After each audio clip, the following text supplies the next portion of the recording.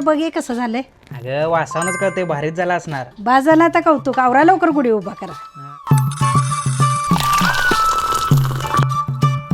आता हे तांदूळ आपण अर्धा तास भिजत ठेवूया.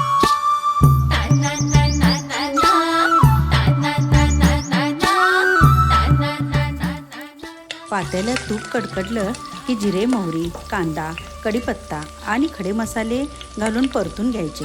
कांदा सोनेरी झाला की टोमॅटो, फ्लावर, बटाटा, मटार घालायचा. आता हिंग, हळद, तिखट आणि कोथिंबीर टाकून भाज्या वाफवून घ्यायच्या.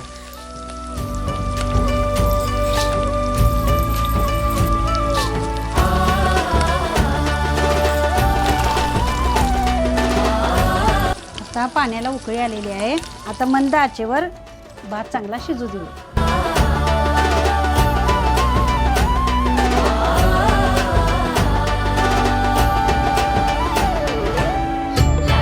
नवे वर्ष, नवी सुरुवात, नव्या यशाची नवी रुजवात. तुम्हा सर्वांना गुढीपाडव्याच्या टेस्टी चव परिवारकडून हार्दिक हार्दिक शुभेच्छा.